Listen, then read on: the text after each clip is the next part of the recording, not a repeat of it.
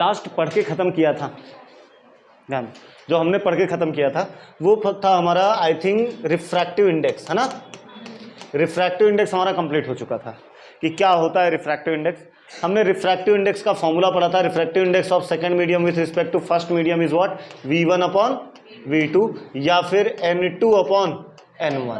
What is N2 and N1? Absolute refractive index. Absolute refractive index की क्या पहचान है कि उसका, उसमें लाइट का जो पहला वाला मीडियम होता है वो कौन सा होता है, वैक्यूम। मतलब अगर लाइट वैक्यूम से किसी मीडियम में जा रही है तो रिफ्रैक्टिव इंडेक्स के बेस पे दो फॉर्मूलाज थे, इनके बेस पे हमने दो क्वेश्चन भी न्यूमेरिकल भी सॉल्व किए थे और भी एक दो क्वेश्चन मैंने किए थे। आज इन्हीं एक क्वेश्चन से, इसी में से कोई एक क्वेश्चन करूंगा मैं, फिर उसके बाद हम स्टार्ट करेंगे आगे। इसके बाद का पूरा टॉपिक एकदम मस्त थियरी टॉपिक है, तो सुनते जाओ, देखते जाओ, समझते जाओ, अगर कर सकते हो तो ठीक है। तो स्टार्ट करिए, फॉर्मूला वैसे ही रहने देते हैं। देखो जरा, जैसे मान लो तुम्हारे टेक्स्ट बुक से ही मैं डेटा लेता हूं। जैसे बोला गया है कि absolute refractive index of ice, absolute refractive index of ice हमें दिया हुआ है कितना, 1.31। तो हमें वेलोसिटी इन आइस पूछा जा रहा है, speed of light in ice हमसे पूछा जा रहा है। मान लो रिफ्रैक्टिव इंडेक्स दे के वेलोसिटी इन आइस पूछ लेंगे, तो आपका फॉर्मूला क्या होगा, refractive index of ice with respect to vacuum. Vacuum के फॉर्मूला क्या होगा, velocity in vacuum upon velocity in ice. बोलो क्लियर है। रिफ्रैक्टिव इंडेक्स ऑफ आइस हमें दिया हुआ है कितना है, 1.31, 1.31 हो गया।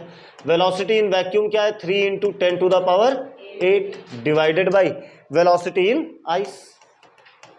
सो वेलोसिटी इन आइस क्या हो जाएगा हमारा, 3 × 10⁸ डिवाइडेड बाई 1.31 है कि नहीं, 2 पॉइंट समथिंग आएगा आंसर। जो आंसर आया वही आपका क्या होगा, फाइनल आंसर। अब जो भी क्वेश्चन वो पूछे, अगर तुमसे मान लो एब्सोल्यूट रिफ्रैक्टिव इंडेक्स किसी का भी दे दें, जैसे मान लेते हैं हम, उन्होंने दिया है, कोई एक और ले लेते हैं,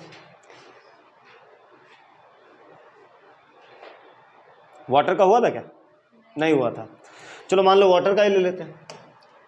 वाटर का रिफ्रैक्टिव इंडेक्स दिया है कितना, 1.33। हमसे पूछा गया इसमें स्पीड ऑफ लाइट कितनी है, speed of light in water पूछा गया। तो refractive index of water with respect to vacuum क्या होगा, velocity in vacuum upon velocity in water. अरे याद है कि नहीं उस दिन का फॉर्मूला हमला सब। अब ऐसा मतलब ऐसा नहीं होना चाहिए कि तुमको कुछ याद ही नहीं आ रहा है क्या किया गया था, वही चीज़ें रिपीट पे जा रहे हैं। सो रिफ्रैक्टिव इंडेक्स ऑफ वाटर का ये हमें दिया हुआ है, रिफ्रैक्टिव इंडेक्स ऑफ वाटर कितना है, 1.33 is equal to velocity in vacuum is 3 × 10⁸ और वेलोसिटी इन वाटर। इसको हम यहाँ ले लेते हैं, इसको वहाँ भेज देते हैं, तो क्या आ जाएगा, velocity in water will be 3 × 10⁸ divided by 1.33। फिर से इसको सॉल्व करोगे 2 पॉइंट समथिंग आएगा इसका भी आंसर, तो वो वेलोसिटी इन वाटर हो जाएगा। क्या हो जाएगा, वेलोसिटी इन वाटर, जो भी आएगा वो कर सकते हो। तो लास्ट वाले लेक्चर में हमने यही सब डिस्कस किया था। साथ ही हमने रिफ्रैक्शन, लॉ ऑफ रिफ्रैक्शन के लॉज ऑफ रिफ्रैक्शन देखे थे हमने, 2 लॉज थे। पहला लॉ क्या था हमारा, sine of I upon sine of R is equal to constant, is equal to constant. वहाँ पे हमने ये देखा था कि when light goes from one medium to another medium the ratio of sine I and sine R will be constant. इसका एक और नाम था क्या, स्नेल्स लॉ।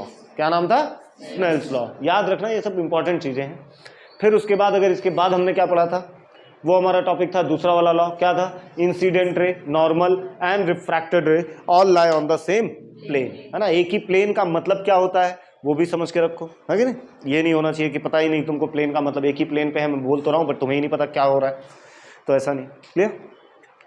अब आप यहाँ से स्टार्ट होता है हमारा थियरी पार्ट। चैप्टर में बहुत अलग अलग तरीके से दिया गया है, ठीक है, उनको हम जरा समझेंगे कैसे कैसे यूज़ करते हैं हम इसका। बहुत कुछ है, 2 पेज है, अगर देखोगे चैप्टर में 2 पेज है, बट समझाने के लिए काफ़ी कुछ है। तो सबसे पहले हम जो पढ़ने वाले हैं वो पढ़ने वाले हैं हम TIR। क्या पढ़ने वाले हैं, TIR, टोटल इंटरनल रिफ्लेक्शन, ठीक है, partial reflection and total internal reflection. तो जरा समझते हैं TIR क्या होता है। अच्छा, एक चीज़ ध्यान सोचो, चैप्टर का नाम है रिफ्रैक्शन, बट पहला एक ऐसा टॉपिक है जो हम किस नाम से पढ़ने जा रहे हैं, रिफ्लेक्शन। रिफ्लेक्शन का लॉ याद होना चाहिए। रिफ्लेक्शन का लॉ क्या था, I = R। याद है कि नहीं, कि मतलब अगर कोई लाइट रे आई यहाँ से टकरा के गई, ये नॉर्मल, तो ये बना I, ये बना R, और हमने बोला I = आर। बोलो हाँ है ना। तो ये चीज आपको पता रहनी चाहिए। तो TIR देखते हैं, टोटल इंटरनल रिफ्लेक्शन। इसका यूज बड़ी अच्छी अच्छी जगह पे होता है, कहाँ कहाँ यूज होता है, कैसे कैसे यूज होता है, वो भी हम थोड़ा देख लेंगे। आपको यूजेस कम दिए गए हैं बट फिर भी हम देखेंगे जरूर सब। पहले तो मैं कुछ कंडीशन लिख देता हूं कि ये कब होने वाला है। कंडीशन कि TIR कब होता है ना। क्या होता है TIR, अभी जब जैसे जैसे हम पढ़ते जाएंगे वो आपको क्लियर होता चला जाएगा कि TIR क्या होता है। अंदर ही अंदर लाइट रिफ्लेक्ट हो जाती है। तो TIR होने तभी पॉसिबल है, उसकी कंडीशन है कि व्हेन लाइट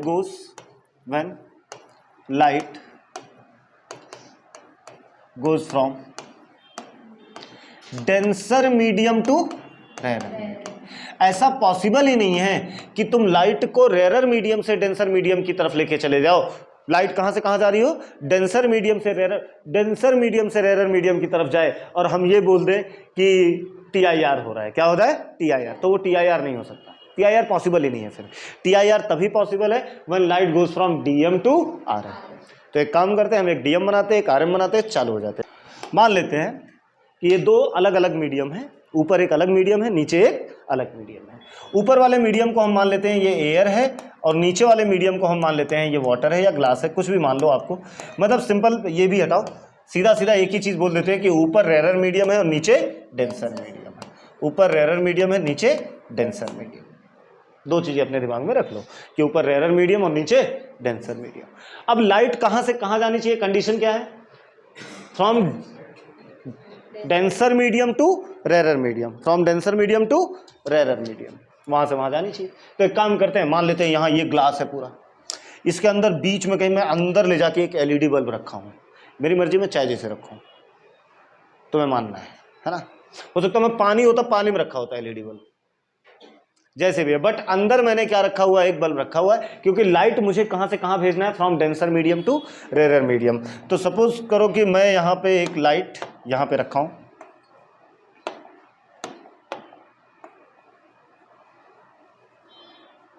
दिख रहा है क्या, अरे कैमरे में दिख रहा है क्या कलर, हाँ फिर ठीक है,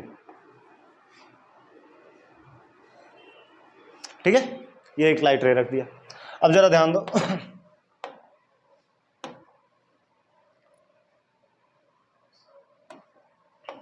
सुनो भाई, मान लो यहां से जब लाइट निकलेगी, पहले ध्यान दो, यहां से जब लाइट निकलेगी तो क्या एक ही तरफ निकलेगी या हर तरफ निकलेगी, हर तरफ निकलेगी।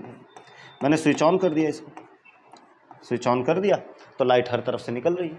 कहने का मतलब ये है कि जैसे एक छोटा सा बल्ब होता है ना, LED बल्ब, उसको जलाओ तो जलने के बाद क्या होता है कि एक ही तरफ लाइट देता है, वो चारों तरफ देता है, चारों तरफ। ऐसा भी नहीं सिर्फ इधर इधर, आगे भी दे रहा है, पीछे भी दे रहा है, ऐसा कुछ चल रहा है। तो एक काम, कुछ ये तो क्लियर है भाई कि ऐसे जरूर कुछ रेज होंगे जो यहां ऐसे सीधे गए होंगे, बोलो हाँ या ना।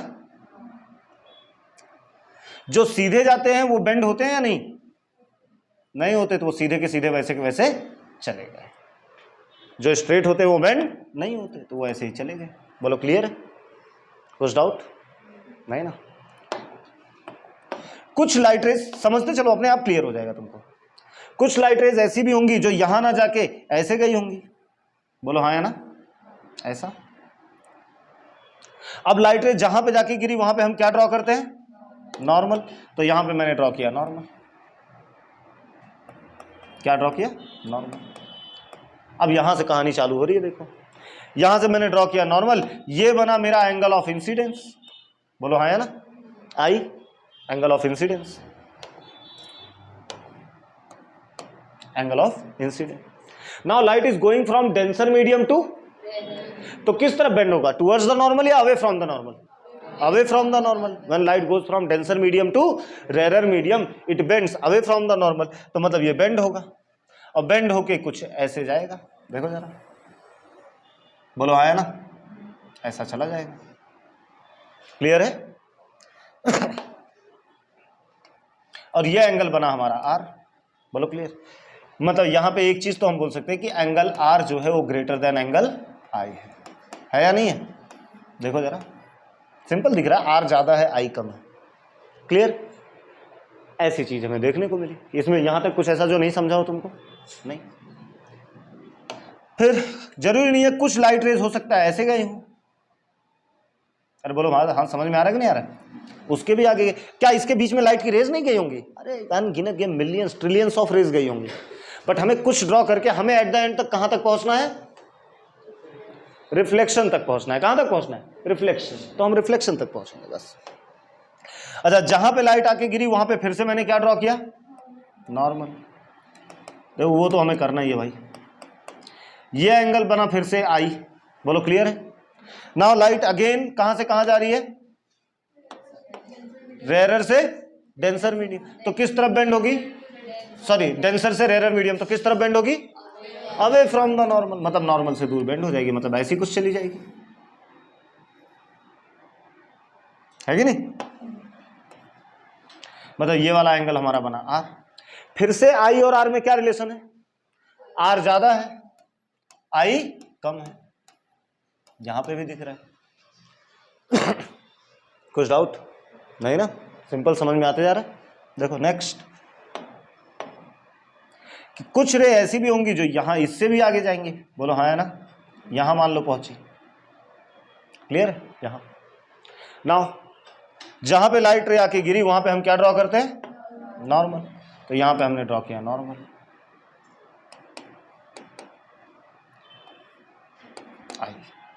Angle of incidence. अब जरा देखते हैं क्या होगा आगे। देखो ये जो लाइट की रे गई है, अगेन लाइट कहां से कहां जा रही है? डेंसर से रेयर। तो किस तरफ बेंड होगी? Away from the normal bend होगी। बट ये ऑलरेडी बहुत ज्यादा बेंड हो चुके हैं, तो हो सकता है ऐसा चांस बने कि ये कहां बेंड हो जाए? सरफेस पे। कहां बेंड हो जाए? सरफेस पे। कहां बेंड हो जाए? सरफेस। मतलब मैं इसको थोड़ा सा डार्क करके बना देता हूं, कलर का यूज करके। ऐसे कुछ दिख रहा है क्या? ऐसे बेंडिंग हो जाएगी। क्लियर? इस टाइम पे भी अगर आप देखोगे तो ये आई है, ये क्या बना हमारा? आर। इस टाइम पे भी आर जो है वो आई से ग्रेटर है, बट एक स्पेसिफिक वैल्यू आ गई इस टाइम पे। आर की वैल्यू कितनी हो गई? 90 डिग्री। ये बड़ी इंपॉर्टेंट बात है, ठीक है? इस टाइम पे जो एंगल ऑफ इंसिडेंस, जब एंगल ऑफ रिफ्रैक्शन 90 डिग्री हो जाए, उस टाइम पे जो एंगल ऑफ इंसिडेंस होता है उसे आईसी से रिप्रेजेंट करते हैं और उसे बोलते हैं क्रिटिकल एंगल। क्या बोलते हैं? Critical angle. थोड़ी देर बाद मैं उसके बाद उस पॉइंट पे जाऊंगा, अभी उसके वहां जाने की जरूरत नहीं है। क्लियर है? कुछ डाउट नहीं? अच्छा, जरूरी नहीं है, हो सकता है यहां से एक आध रे और निकली हो इसके बाद। अब कहानी यहीं पे हमारा एंड होगा, ठीक है? जहां पे लाइट आके गिरती है वहां पे हम क्या ड्रॉ करते हैं? नॉर्मल। दिस इज एंगल आई। ये तो एंगल आई हो गया। अब बताओ क्या होगा, सोचो, ध्यान सुनो। पहले सीधा गया तो पार चल हो गया, इधर से गया तो फ्रॉम डेंसर मीडियम से रेयर मीडियम में जा रहा था, इसलिए away from the normal bend हो गया। फिर यहां से गया तो अवे फ्रॉम द नॉर्मल और बेंड हो गया। यहां पे गया तो बेंड होके कितने पहुंच गया? 90। सरफेस पे ही बेंड हो गया। अब उसके भी आगे अगर कोई लाइट रे जाएगी तो वो तो सरफेस के नीचे बेंड होना, मतलब रिफ्लेक्शन हो गया। क्या हो गया? रिफ्लेक्शन। मतलब देखा जाए तो यहां कुछ ऐसी वाली कहानी बनेगी। बोलो हाँ है ना? ऐसी। और ये बना आर। ये वो जगह है जहां आई और आर दोनों क्या हैं? इक्वल है। और अब हम बोल सकते हैं ये रिफ्लेक्टेड रे हो गई। कौन सी रे हो गई? Reflected ray. खत्म TIR। कि मतलब अब समझो TIR क्या है।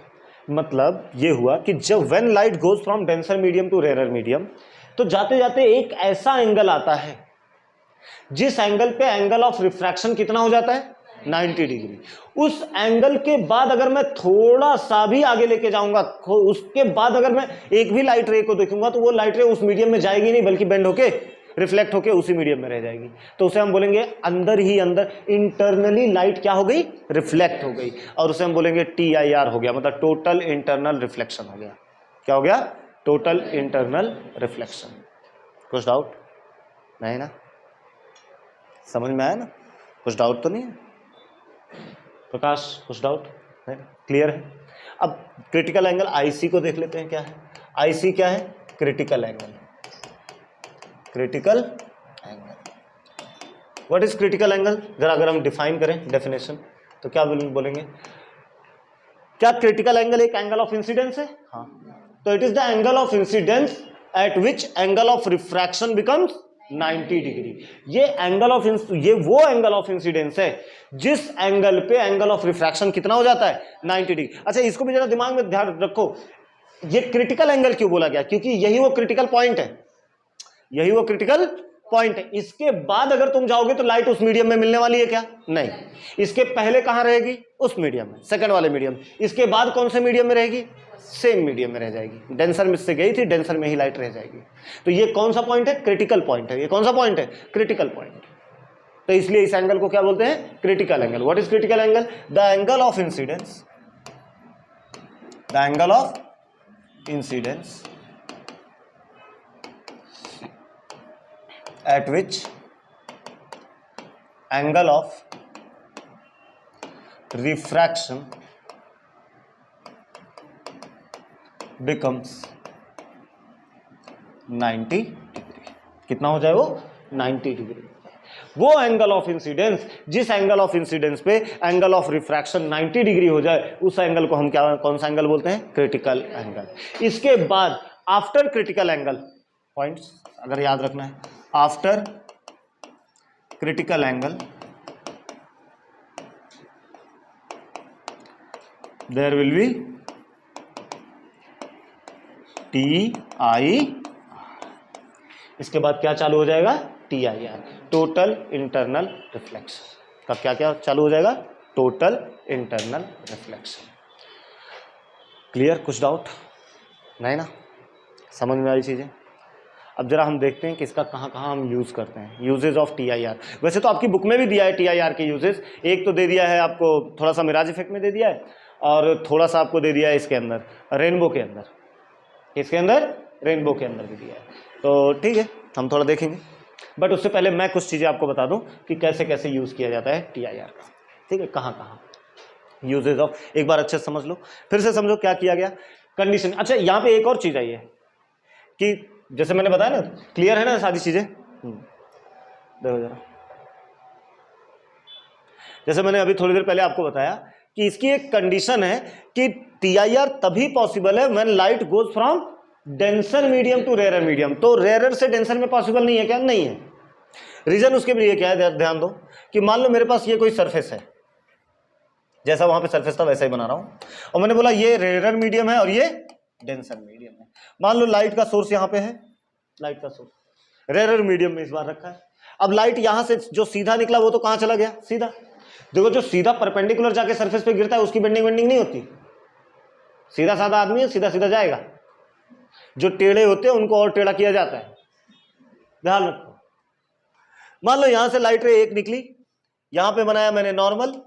Now light is going from rare medium to, तो डेंसर, रेयर से डेंसर मीडियम में जब लाइट जाती है तो बेंड्स टुवर्ड्स द नॉर्मल भाई। तो मतलब ये नॉर्मल की तरफ, ये ऐसा ना जाके नॉर्मल की तरफ बेंड हो जाएगा। फिर यहां पे जाओगे, यहां पे जाओगे, क्या यही काम चलता रहेगा? तुम्हें लग रहा है कभी ऐसा होगा कि ये नीचे की तरफ आएगा? यहां तो लाइट की रेस कहां उठ के जा रही है? ऊपर की तरफ। तो सेम फिर से उसी मीडियम में आने का कोई चांस दिख रहा है क्या तुम लोग को? नहीं, तो है ही नहीं। इसलिए TIR अगर चाहिए तो कंडीशन ही यही है कि light need to go from denser medium to rare medium. तो सब कभी भी अगर सपोज करो तुमको एग्जाम में TIR क्वेश्चन आता है कि एक्सप्लेन TIR, तो सबसे पहले एकदम खूबसूरत हैंडराइटिंग में, वैसे तुम्हारी खूबसूरत हैंडराइटिंग है नहीं, बट जिसकी हो, अच्छे से एकदम लिखना। क्या लिखोगे?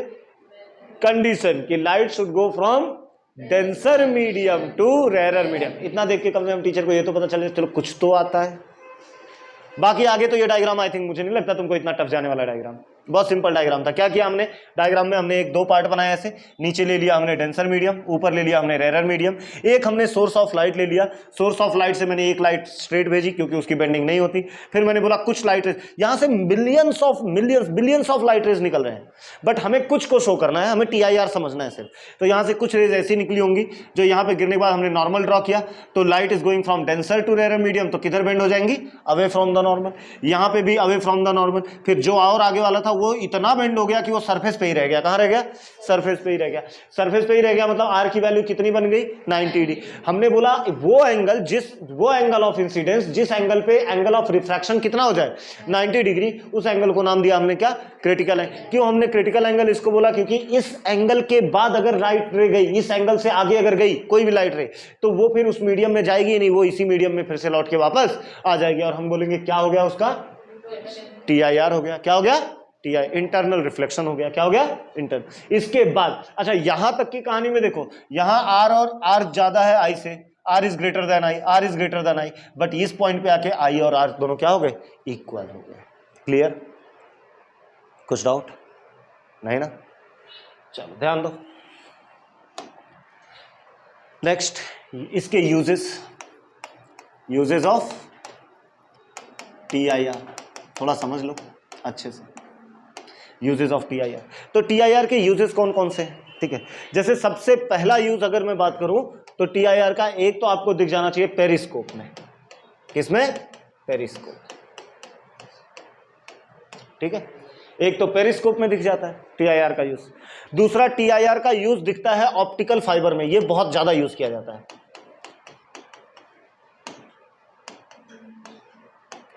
ऑप्टिकल फाइबर में, जहां से इलेक्ट्रोमैग्नेटिक सिग्नल्स भेजे जाते हैं। जैसे अभी आजकल घर पे तुम देखते हो ना, ये फाइबर लगता है आजकल। तुमने सुना होगा वाईफाई लगाते टाइम लोग बोलते हैं फाइबर लगा रहे हैं। क्या लगा रहे हैं? फाइबर। वाईफाई जहां पे लगता है ना, तो वो फाइबर कुछ और नहीं होता, ऑप्टिकल फाइबर होता है। कौन सा फाइबर होता है? ऑप्टिकल। बहुत पतला सा होता है, बहुत पतला, एकदम इतना पतला सा रहेगा। तुम देखो घर पे जब लगा हुआ होगा तो आप समझोगे उसको देख के। अभी समझो कि वो चीज़ें क्या होती है। सबसे पहले समझो पेरिस्कोप क्या होता है। किसी कोई ऐसा है जिसको ये भी आइडिया नहीं कि पेरिस्कोप क्या होता है?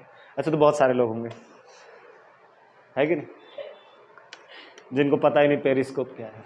पेरिस्कोप मोस्टली सबमरीन्स में यूज किया जाता है। किसमें? सबमरीन में। ठीक है, जैसे मान लो समुद्र है ना, रिवर।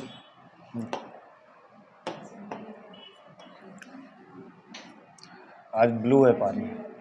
ठीक है,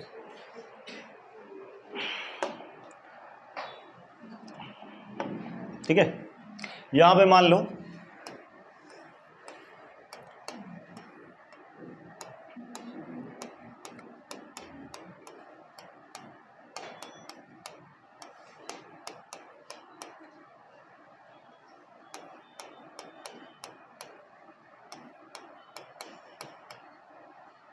आतंकवादी है आ रहे उधर समुद्री रास्ते से। किस तरफ? हमारी तरफ। तो यहां पे मान लो पानी के अंदर एक सबमरीन लगाई गई है। क्या लगाई गई है? सबमरीन। लगाई क्या गई है? मतलब चल रही है यहाँ पे। ठीक है, एक सबमरीन है, चल रही है। ठीक है, सबमरीन। तो अब ये तो नीचे है, अंदर है, ये तो पानी के कहाँ है? अंदर है सबमरीन। तो इसको कैसे पता चलेगा कहाँ ऊपर से आतंकवादी आ रहा है? तो पेरिस्कोप से। किससे पता चलेगा? तो पेरिस्कोप क्या होता है? पेरिस्कोप कुछ तो है, कुछ तो जिससे पता चल जाता है कि सामने वाला कौन है। और वो पेरिस्कोप काम करता है किस पे? TIR पे। देखो कैसे काम करेगा, बनाया जाए पेरिस्कोप थोड़ा।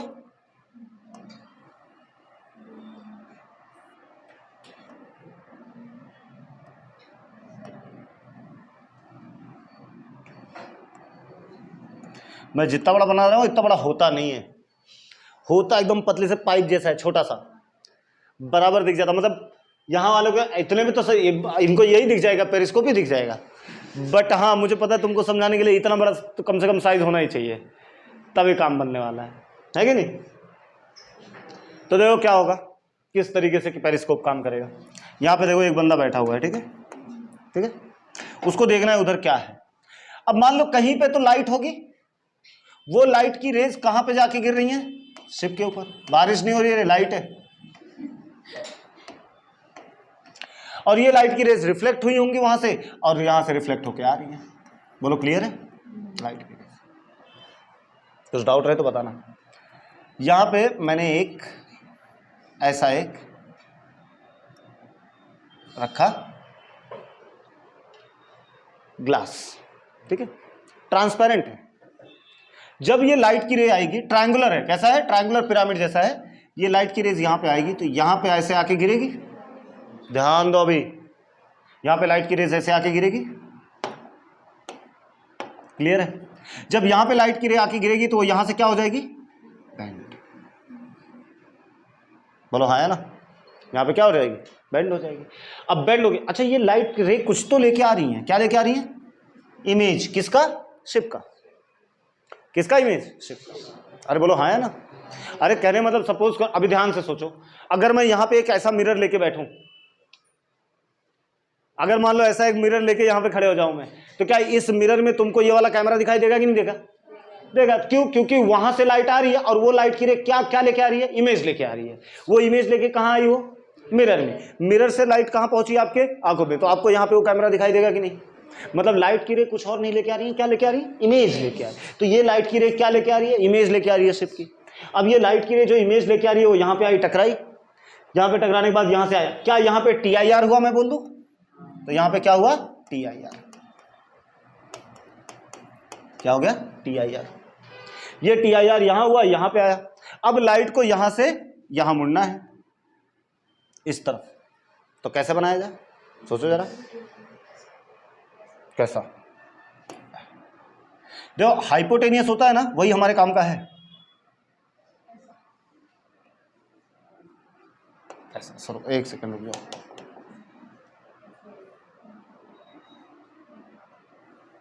ऐसा, ठीक है, ऐसा लगाया, लाइट की रे आएगी, यहां पे गिरेगी और यहां से फिर से रिफ्लेक्ट होके कहां आएगी, इस पर्सन के पास। तो यहां बैठे बैठे उसको किसकी इमेज मिली है, शिप। तो बराबर पता कर लेगा, हाँ भाई इतनी दूर पे है, शिप आ रही है, काम बन जाएगा। तो TIR का एक तो ये फायदा हो गया कि पेरिस्कोप में इसका फायदा हो जाता है। दूसरा TIR का फायदा और कहां होगा, TIR का दूसरा फायदा होता है, जैसे मैंने बताया, ऑप्टिकल फाइबर में। किसमें, ऑप्टिकल। तो ऑप्टिकल फाइबर क्या होता है जरा समझो, आर्मी के जो बहुत सारे बड़े बड़े मैसेजेस होते हैं, ये सब ऑप्टिकल, आजकल तो ऑप्टिकल फाइबर से बहुत सारे काम किए जा रहे हैं, इनसे सिग्नल बहुत फास्ट जाता है। अरे भाई ऑप्टिकल फाइबर मतलब किस पे काम कर रहा है, वो लाइट पे, और लाइट की स्पीड कितनी है, 3 × 10⁸ मीटर पर सेकेंड, तो मतलब बहुत ज़्यादा स्पीड हो गई, मतलब कितने फास्ट काम होगा वो सोचो। ऑप्टिकल फाइबर में क्या करते हैं, ध्यान दो, एक जैसे वायर होता है ना, वैसा बनाएंगे, एक ऐसा वायर बनाएंगे, ध्यान दो, 2 लेयर वाले, ठीक है, 2 लेयर वाले, ऐसे बनाया जाएगा। एक अंदर अलग मटेरियल है और बाहर वाला पार्ट अलग मटेरियल है। जो अंदर वाला पार्ट है वो डेंसर मीडियम है, क्या है, और जो बाहर वाला पार्ट है वो रेरर मीडियम है। समझ में, मतलब ऐसे मटेरियल का यूज किया है कि बाहर वाला रेरर ही बिहेव कर रहा है और अंदर वाला डेंसर बिहेव कर रहा है। तो होता क्या है कि अब यहां से अगर लाइट की रे मान लो ऐसे एंगल पे भेजा गया, अब हमें तो पता है क्रिटिकल एंगल क्या होता है, तो क्रिटिकल एंगल के आगे भेजेंगे हम। क्रिटिकल एंगल के आगे जब मैं भेजूंगा तो ये बताओ ये लाइट रे कहां जाएगी, उस मीडियम में जाएगी या अंदर ही अंदर रिफ्लेक्ट हो जाएगी, क्योंकि ये है डेंसर मीडियम और ये है rarer. Light is going from denser medium to rarer medium, so bends away from the normal, bend होते होते वो अंदर ही बेंड हो गई। फिर यहां अब ध्यान दो, ये अगर मैं सीधा मतलब बनाऊं तो ये एंगल क्या हो गया हमारा R, क्या यहां पे भी नॉर्मल बनाऊंगा तो ये दोनों पैरेलल हैं, तो जितना ये वाला एंगल है उतना ये वाला एंगल भी होगा, मतलब ये भी सीधी सी बात है, क्या करेगा TIR, फिर ऐसा होगा, फिर ऐसा होगा, और ऐसे करते करते वो इंफॉर्मेशन लेके कहां तक जाएगा, जहां तक उसे जाना है। तो TIR में भी इसका बहुत यूज़ किया जाता है, सॉरी TIR बोल रहा हूँ, ऑप्टिकल फाइबर में बहुत यूज़ किया जाता है। आजकल वाईफाई जो सिग्नल्स आते हैं वो ऑप्टिकल फाइबर से ही करवाए जाते हैं, बहुत फास्ट होते हैं, बहुत फास्ट होते हैं। किसी को कुछ डाउट है, सिंपल थी चीज़ें, ठीक है। तो ये था हमारा TIR, टोटल इंटरनल रिफ्लेक्शन, ठीक है, TIR। अब आते हैं हम मिराज इफेक्ट पे। नहीं और भी है, ऐसा नहीं, यूजेस तो TIR के बहुत सारे। अभी देखो जैसे अभी आप रेनबो पढ़ोगे उसमें भी तुमको TIR का कंसेप्ट, हालांकि TIR रेनबो में TIR का काम है नहीं, बट आपकी बुक बोलती है तो हम थोड़ा सा पढ़ लेंगे उसके बारे में। बाकी स्टार्ट करते हैं, सबसे पहले हम मिराज इफेक्ट। कौन सा इफेक्ट, मिराज इफेक्ट। देखते हैं क्या होता है मिराज इफेक्ट।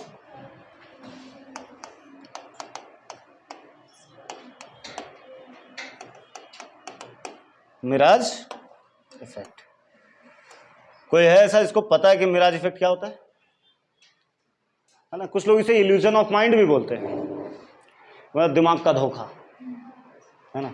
खास करके राजस्थान में दिखाई देता है, वो जगह जहाँ बहुत गर्मी हो वहाँ दिखाई देती है। और ऐसा नहीं है कि सिर्फ राजस्थान में दिखाई देता है गाइस, अगर आप ढंग से तुम अगर एक अच्छे ऑब्जर्वर हो ना तुम, तो तुमको पुणे में भी मिराज इफेक्ट दिखाई देता है। जैसे रोड पे धूप के टाइम पे जब चलो ना, रोड पे रहो और जब धूप के टाइम पे चलो, मतलब बाइक पे चल रहे हो, मान लो बाइक पे तुम बैठे हुए, चला कोई और रहा है और तुम ऑब्जर्व कर रहे हो रोड को, तो तुमको ऐसा दिखेगा कि रोड पे थोड़ी दूर आगे पानी है, लेकिन जब तुम वहां पहुंचोगे तो वो पानी थोड़ी और दूर रहेगा। नहीं देखा है ना? आंखें बंद करके चलते हो ना तुम लोग, है ना? ऊपर वाले ने सिर्फ आंखें दी है, सिर्फ बस गुनाह किया है। हाँ, अरे पागल, यहां नहीं दिख रहा है मिराज इफेक्ट, आगे दिखता है। और खास करके तब ध्यान दो, खास करके ये चीजें तब दिखाई देती है जब रोड कुछ ऐसा थोड़ा सा स्लोप हो, तब अच्छे से दिखाई देता है। मतलब मान लो यहां पे तुम हो, ठीक है, तो आपको यहां पे ऐसा दिखेगा कि यहां पानी है, यहां क्या है? पानी है। फिर तुम मान लो उस पानी के पास पहुंचना चाहते हो, तो तुम जब यहां पहुंचोगे तब पानी यहां रहेगा ही नहीं, तब पानी यहां रहेगा, पानी भी अपने तुम्हारे साथ साथ शिफ्ट होता हुआ चला जाएगा, है ना? ऐसे बोलते हैं इल्यूजन ऑफ माइंड। जैसे पहले बोला जाता था इस चीज को, जैसे राजस्थान में बोला जाता था कि लोग इतना थक जाते हैं तो उनको पानी, प्यास लगती है ना, धूप इतनी पड़ रही है तो पानी की कमी है तो प्यास लगती है, तो उनको हर जगह पानी दिखाई देता है, दिमाग मतलब इल्यूजन ऑफ माइंड हो रहा है उनको, इल्यूजन ऑफ ब्रेन हो रहा है, इसके लिए वाटर दिखाई। ऐसा कुछ नहीं, उसका बराबर साइंटिफिक रीजन है ना? सिर्फ वही नहीं दिखाई देता, बाकी हर स्टेट में दिखाई देता है, जहां पे भी धूप पड़ेगी दिखाई देगा। और अभी तक अगर ऑब्जर्व नहीं किया है तुमने, तो इसके बाद तुम लोग ऑब्जर्व करना, कभी बाइक वाइक पे बैठना, थोड़ा रोड पे देखना कि ऐसा स्लोप रहे, धूप भी है, तो देखना चमक रहा है क्या। मतलब तुम ऐसा देखोगे कि जैसे रोड, मान लो ये रोड है, यहाँ पे ऐसे कार आ रही है मान लो, तो तुमको दिखेगा उस कार के नीचे यहाँ पे परछाई बन रही है, रोड पे ऐसा सामने से देखोगे नीचे परछाई, परछाई नहीं, मतलब ऐसा मिरर इमेज बनेगा। क्या बनेगा? Mirror image. तो वो मिरर इमेज कब बनेगा? जब यहाँ ऐसा लगेगा कोई पानी है, तब।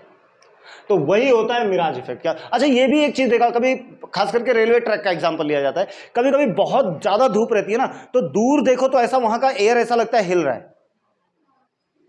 ये भी नहीं देखा है? तुम लोग रेलवे ट्रैक पे क्या कर रहे थे कदो?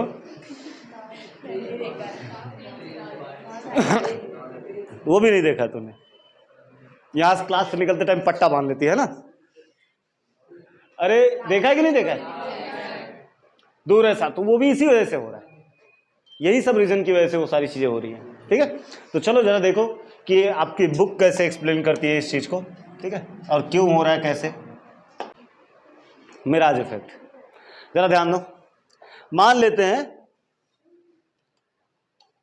थोड़ी दूर पे यहां पे एक हरा भरा पेड़ था,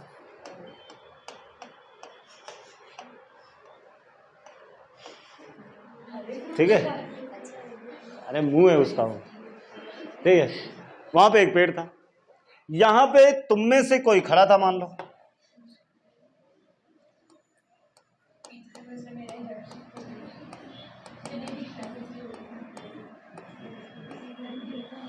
ठीक है, यहां से, अरे धूप पड़ रही है, सूख गया वो, टेंशन मत लो।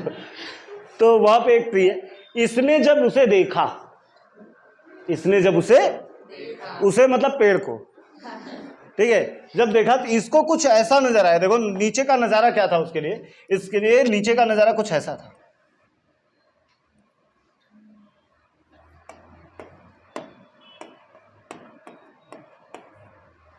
ठीक है, ऐसा नजारा दिखाई दिया।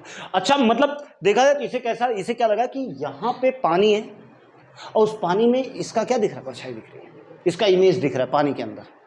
जैसे अभी सिंपल सी बात है ना, कहीं अगर पानी हो तो पेड़ का इमेज पूरा का पूरा, उस ट्री का पूरा इमेज कहां दिखाई देता है? वाटर के अंदर। तो वैसा ही अच्छा दिखाई दिया इसे। अच्छा, सबसे ज्यादा धोखा तो उसके साथ तब हुआ कि जैसे पानी में कोई इमेज बनता है तो पानी हिलता रहता है, तो इमेज भी क्या होता है? हिलता है। तो ये हिलता हुआ भी दिखाई दिया, ऐसा हिलते हिलते इमेज।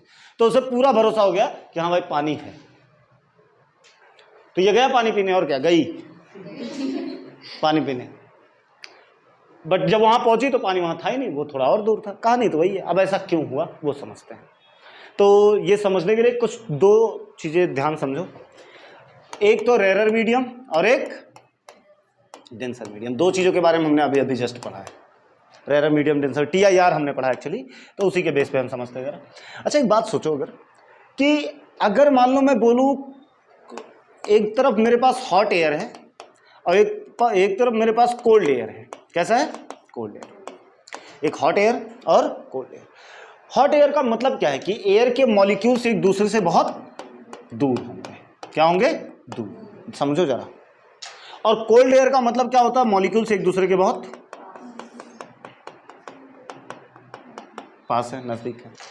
हॉट एयर मतलब मॉलिक्यूल्स एक दूसरे से दूर, हॉट एयर कोल्ड एयर मतलब मॉलिक्यूल्स। वैसे कोई भी चीज हो, अगर उसे आप ठंडा करते हो तो उसके मॉलिक्यूल्स एक दूसरे के क्या होते हैं? क्लोज आते हैं। जैसे अगर तुमने पहले पढ़ा होगा कि गैस 3 टाइप के स्टेट होते हैं, एक सॉलिड, एक लिक्विड और एक गैस। सॉलिड के मॉलिक्यूल्स एक दूसरे के बहुत नजदीक होते हैं, लिक्विड के मॉलिक्यूल्स थोड़े दूर होते हैं, गैसेस के तो बहुत दूर होते हैं। ऐसा कुछ सुना है कि नहीं सुना है? तो अगर तुम्हें सॉलिड से लिक्विड, ध्यान से सुनो, अगर सॉलिड से लिक्विड में कन्वर्ट करना है तो तुम क्या करते हो? हीट करते हो। तुम अगर हीट प्रोवाइड करोगे तो चीजें जो सॉलिड में हो किस में कन्वर्ट हो जाएंगी? लिक्विड में। तो जब लिक्विड में कन्वर्ट होंगी तो मॉलिक्यूल्स एक दूसरे से कहां हो जाएंगे? दूर। तो मतलब सिंपल सी बात है, जब कोई चीज गर्म होती है तो उसके मॉलिक्यूल्स एक दूसरे से क्या होते हैं? दूर भागते हैं। कहां भागते हैं? जैसे तुम्हारे घर पे पड़ा हुआ सिलेंडर है ना, उस सिलेंडर को उठाओ, आग में फेंक दो, थोड़ी देर तक देखते रहो, उसके बाद लोग तुम्हें देखने आएंगे। तो क्यों ऐसा होगा? जो सिलेंडर है ध्यान दो, जो सिलेंडर है इसके अंदर क्या भरी पड़ी हुई थी? गैस। जब इसको हीट मिला तो इसके अंदर के मॉलिक्यूल्स अब दूर दूर भागने लगे। क्या करने लगे? दूर। लेकिन उनके पास दूर जाने का कोई जगह है क्या? नहीं। तो जाके वॉल ऑफ द कंटेनर से टकरा गए, कोलिजन किए, और कोलिजन करके इतना प्रेशर जनरेट किए कि एट द एंड वो सही नहीं पाया और फट गया। समझा?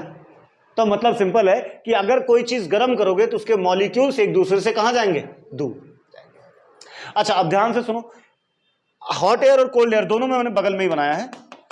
ये कोल्ड एयर हो गया, ये हॉट एयर। ध्यान देना, इन दोनों में से डेंसर और रेयर मीडियम कौन सा बोलूं मैं? हॉट एयर को मैं क्या बोल सकता हूं? Rare medium. कौन सा मीडियम? क्योंकि मॉलिक्यूल्स एक दूसरे से बहुत, तो यहां पे डिस्टर्बेंस बहुत कम है। लेकिन कोल्ड एयर की अगर मैं बात करूं तो इसे मैं क्या बोलूंगा? डेंसर मीडियम, क्योंकि मॉलिक्यूल्स यहां पे नजदीक है तो डिस्टर्बेंस ज्यादा है। तो मतलब ये डेंसर मीडियम की तरह काम कर सकता है और ये रेयर मीडियम की तरह। क्या इतनी चीज एकदम क्लियर है? अब आगे बढ़ा जाए। तो देखो, अब देखो क्या है, मिराज इफेक्ट दिख रहा है तो धूप तो हो ही रही होगी। तो मान लो धूप हो रही है चमक के, एकदम फुल ऑन धूप चालू है। धूप हो रही है तो ध्यान सुनो, अभी हो क्या रहा होगा? धूप होने की वजह से ये जो सरफेस है गाइस, ये वाला सरफेस जो मैं अभी डार्क येलो कर रहा हूं, क्या ये गर्म हो गया होगा? अरे धूप में कभी पैर ऐसे नॉर्मली चलो चटके बैठते कि नहीं बैठते पैर में? हाँ, चप्पल उप्पल टूट गया तुम्हारा, है ना, और तुम वैसी धूप में मान लो रोड पे चल रहे हो, तो लगता है कि नहीं लगता है? क्यों लगता है? क्योंकि वहां से हीट आया और हीट को सरफेस ने क्या कर लिया? एब्जॉर्ब कर लिया। एब्जॉर्ब कर लिया। अब एब्जॉर्ब कर लिया तो अब वही हीट वो क्या करेगा? रिलीज करेगा। तो यहां से हीट बाहर निकल रही है भाई। ध्यान देना, अभी सारी चीजें एकदम अच्छे से ध्यान देना। हीट क्या हो रही है? बाहर निकल रही है। ये कौन सी हीट है गाइस? जो हीट उसने एब्जॉर्ब किया था अर्थ के सरफेस में, इसने एब्जॉर्ब किया हीट को। अब हीट होके ये गर्म हो गया सरफेस, तो यहां से हीट बाहर निकल रही है ऊपर की तरफ। ठीक है, और वो हीट किसको मिल रही है? एयर को। अच्छा, पहले से ही एयर को हीट किसकी मिली हुई है? सन से। सन से मिली हुई है। मतलब अगर ध्यान दो थोड़ा सा चीजें ध्यान देना, क्लियर हो जाना चाहिए मेरे हिसाब से, अच्छा रहेगा। जो ऊपर का एयर होगा उसके पास किसकी हीट मिली होगी? जो सन से डायरेक्ट आई होगी हीट वो। लेकिन जो नजदीक यहाँ का जो एयर होगा, उस मॉलिक्यूल्स को जो सन की हीट आई है वो तो मिली ही है, एज वेल एज जो यहाँ नीचे से हीट रिलीज हो रही है वो भी मिल रही है उसी को। तो कहाँ का एयर ज्यादा गर्म होगा? नीचे का। यहाँ नजदीक, सरफेस के नजदीक वाला एयर जो होगा वो हॉट एयर होगा। वो क्या होगा? और ऊपर वाला कोल्ड एयर। क्या सच में वो कोल्ड है? नहीं, बट इसके कंपैरिजन में वो ठंडा है। उसका टेम्परेचर थोड़ा कम है। क्लियर हुआ मेरी बात या समझने में दिक्कत है? समझा ना? मतलब यहां का एयर जो है वो हॉट एयर है, यहां पे एयर कैसा है? Hot air, very hot. और ऊपर का जो एयर है वो कैसा है? कोल्ड एयर, यहां पे कोल्ड एयर है। मतलब अगर अब कोल्ड एयर की डेंसिटी क्या होती है? ज्यादा, मतलब ये डेंसर मीडियम है और हॉट एयर क्या बना? Rare medium. तो मैं अगर डायग्राम बनाऊं इसका, तो मेरे हिसाब से अगर मैं थोड़ा सा बनाऊं तो मैं हॉट एयर के लिए ऐसा बनाएगा, फिर जैसे एक लेवल ऊपर गए डेंसिटी थोड़ी सी बढ़ गई।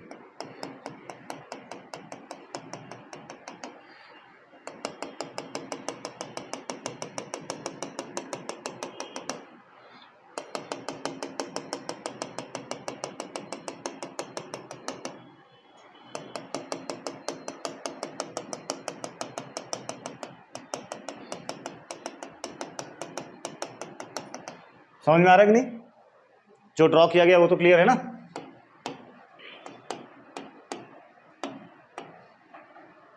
समझो बस इतना इतना, अगर चीजें क्लियर हो गई तो बस अब कुछ बचा नहीं है ज्यादा।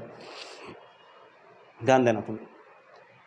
ऊपर कौन सा एयर था? Cold air. तो देखो ऊपर की डेंसिटी ज्यादा है, मॉलिक्यूल से एक दूसरे के नजदीक है। नीचे हॉट एयर है तो यहाँ के मॉलिक्यूल से एक दूसरे से दूर है। क्लियर हो रहा है ना? अब मान लो कि सन की जो लाइट है वो सन की लाइट आके गिरी किसके ऊपर? ट्री के ऊपर। ठीक है, मैं एक ही रे बनाऊंगा, बाकी सारे रे के साथ वही काम हो रहा है, तुमको बहुत अच्छे से क्लियर हो जाएगा। ठीक है, मान लो यहां से एक रे आई, टकराई और टकरा के रिफ्लेक्ट होके आई यहां पे। बोलो क्लियर है? जैसे ही वो लाइट रे यहां पे आएगी, ये ठहरा हमारे पास क्या? Normal. Now light is going, देखो ध्यान से समझना, ऊपर वाला कौन सा मीडियम है? नीचे वाला। तो लाइट किधर बेंड हो जाएगी? डेंसर से रेयर में जा रही है, अवे फ्रॉम द नॉर्मल। कहां? Away from the normal. Denser से कहां जा रही है? रेयर। तो away from the normal bend हो जाएगी। मतलब लाइट जो ऐसे जानी थी वो थोड़ा सा बेंड होके ऐसे चली आएगी। बोलो हाँ या ना? बोलो क्लियर है? ऐसा ही सेम चीज यहां पे भी बनाऊं, नॉर्मल। बोलो क्लियर है? ऐसा ही सेम इधर भी बन जाएगा। जब इधर बनेगा तो लाइट रे मान लो फिर से नॉर्मल क्या करेगा, ये इधर जाने की बजाय नॉर्मल से थोड़ा और ज्यादा बेंड हो जाएगा, बेंड हो जाएगा। और ऐसे बेंड होते होते फिर ये यहाँ, अब ध्यान से सुनना, यहाँ पे हो सकता है इस वाले स्टेप पे आके TIR हो जाए। क्या हो जाए? और फिर से अब ये ऊपर उठना चालू किया, ऊपर उठना चालू करेगा। ध्यान देना, रुक जाओ,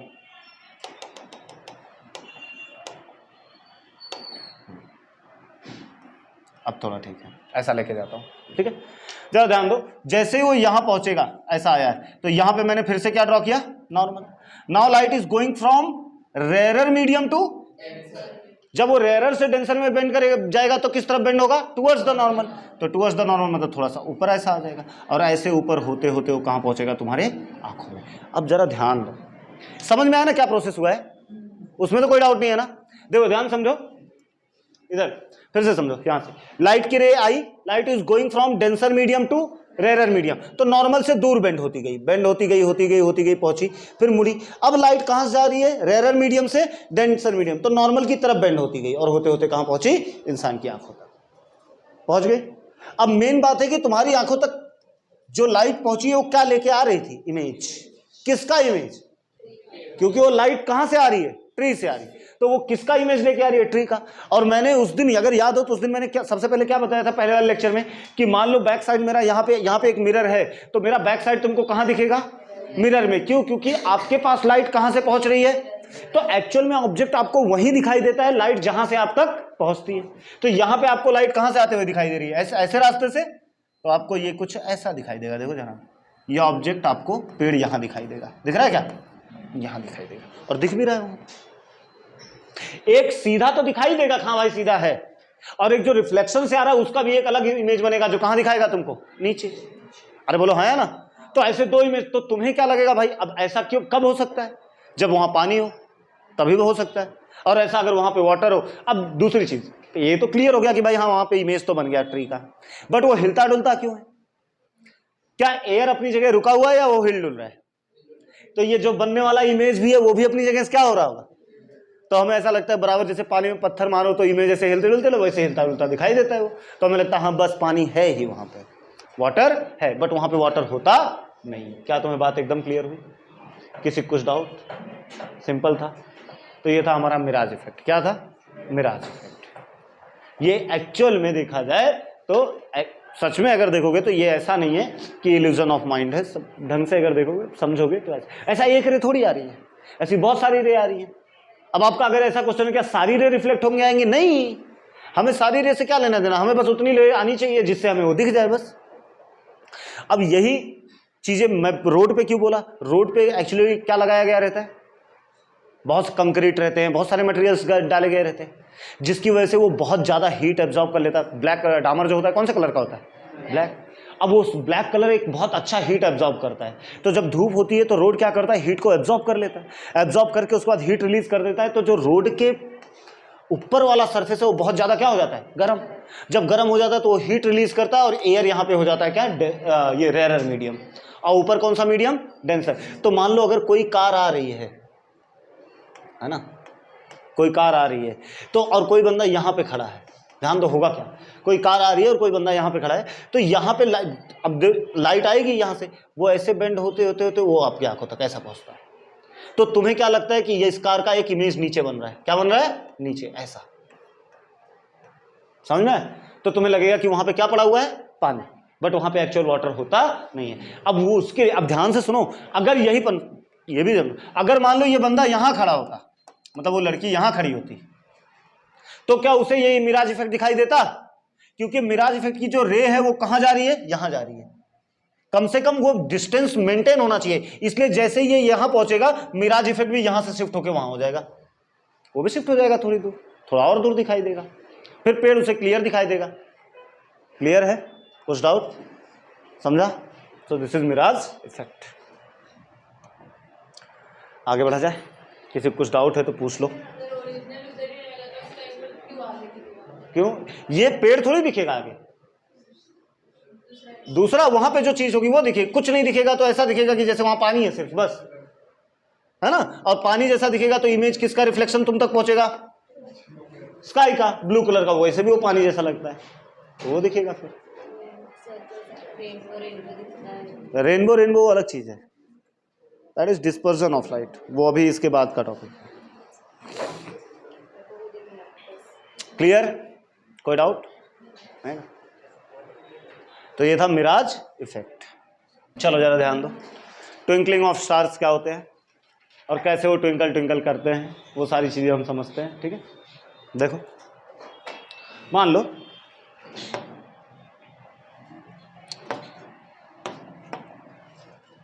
ये हमारा अर्थ है, ठीक है ना? अरे छोटा इसलिए बनाया, एटमॉस्फेयर भी बनाना है ना उसका, और ये अर्थ का मान लेते हैं क्या है, एटमॉस्फेयर। बहुत बेकार एटमॉस्फेयर बन गया, ठीक है, ये उसका क्या हो गया, एटमॉस्फेयर। ठीक है, मान लेते हैं आपने यहां से कोई एक स्टार देखा, यहां पे कोई एक स्टार था चमकता धमकता, यहां पे कोई एक स्टार है, जरा ध्यान दो, और तुम इस स्टार को देख रहे हो। अच्छा एक बात बताओ, अर्थ के एटमॉस्फेयर के बहुत सारे लेयर है, बोलो हाँ या ना?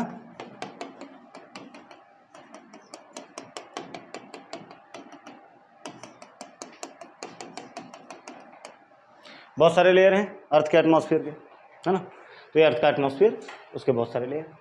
अब स्टार मान लो वहां पे है, स्टार होता क्या है, ये क्या है, एक स्टार। एक्चुअली स्टार किसे बोलते हैं, जो सेल्फ ल्यूमिनस होते हैं। क्या होते हैं, सेल्फ ल्यूमिनस। सेल्फ ल्यूमिनस का मतलब जिनके पास खुद की लाइट हो, जैसे सन। सन को किसी से लाइट चाहिए क्या, नहीं, उसके पास अपने आप ये हाइड्रोजन का रिएक्शन होते जा रहा है और हीलियम बनते चले जा रहा है, फ्यूजन होते चले जा रहा है, और आराम से वो लाइट प्रोड्यूस कर रहे हैं भर भर के। कहने का मतलब मेरे पास मान लो कोई एक स्टार है, तो वो क्या होता है, सेल्फ ल्यूमिनस, उसके पास अपनी खुद की लाइट होती है। सन को कभी जलते बुझते देखा है क्या? सन भी तो एक स्टार ही है ना, तो बाकी सारे स्टार ट्विंकल करते हैं, सन के साथ ऐसा क्यों भाई, उसको क्या घर से निकाल दिया गया है?